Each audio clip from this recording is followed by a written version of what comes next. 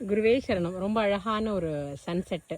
ஒவ்வொரு நாளுமே வந்து புதுசாக விடியுது, புதுசாக துவங்குது, புதுசாக முடியுது அப்படின்னு கூட நம்ம எடுத்துக்கலாம். ஏன்னா ஒரு நாளை போல் இன்னொரு நாள் இருக்கிறதுல ரொம்ப அழகான ஒரு சன்செட்டு. இன்றைக்கி வந்து நான் யூஸ்வலாக சனி ஞாயிறு தான் ஃபார்முக்கு வருவேன். ஆனால் இன்றைக்கி ஒரு சின்ன வேலை இருக்கிறதுனால வெள்ளிக்கிழமையே கிளம்பி வந்துடலாம் அப்படின்னு சொல்லிட்டு வந்து இன்றைக்கி நிறைய வேலைகள் முடிஞ்சுது.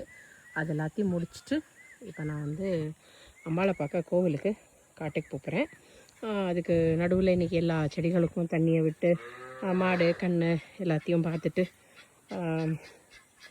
ஒரு அழகான பொழுதாக இன்றைக்கி வந்து நிறைவடை போகுது.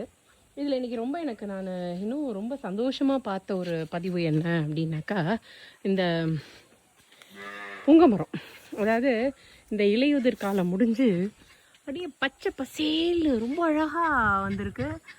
பாருங்க எப்படி இருக்குது அந்த லீஃப் எல்லாம் பார்க்குறதுக்கு. இந்த மாதிரி ஒரு மரங்களுமே வளர்றதை பார்க்கணும். அது வந்து ஒரு பெரிய ஆசீர்வாதம் நமக்கு அப்படின்னு தான் நான் வந்து ஒவ்வொரு நாளையுமே ஒவ்வொரு வாரமும், அதனால தான் எங்கள் வீட்டில் என்ன சொல்லுவாங்க, நீ வந்து வார விவசாயி அப்படின்னு சொல்லிட்டு. அதனால் இந்த வாரம் இன்றைக்கி பண்ணையில் ரொம்ப அருமையாக அழகாக முடிஞ்சுது. பிள்ளையாருக்கும் ஒரு நன்றியை சொல்லிவிட்டு அம்பாளை தரிசனம் பண்ணிவிட்டு அப்படியே சுவாமிக்கு ஒரு விளக்கேற்றிட்டு கிளம்பலாம் அப்படின்னு. ஆனால் இங்கே இருக்கணும் அப்படின்னு தான் என்னோடய ஒரு மனசு ஏங்குது. சில காரணங்களால் என்னால் இப்போதைக்கு வார விவசாயியாக தான் இருக்க முடியுது.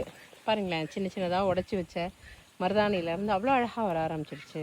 நிறைய ரோஸ் பூக்குது, மல்லிகை பூக்குது, காய்கள் கிடைக்குது, பழங்கள் கிடைக்குது, நல்ல இயற்கையான காற்று, சுத்தமான தண்ணி அப்படின்னு இந்த ஒரு இயற்கையான வாழ்க்கை அப்படிங்கிறது ஒரு வரம்.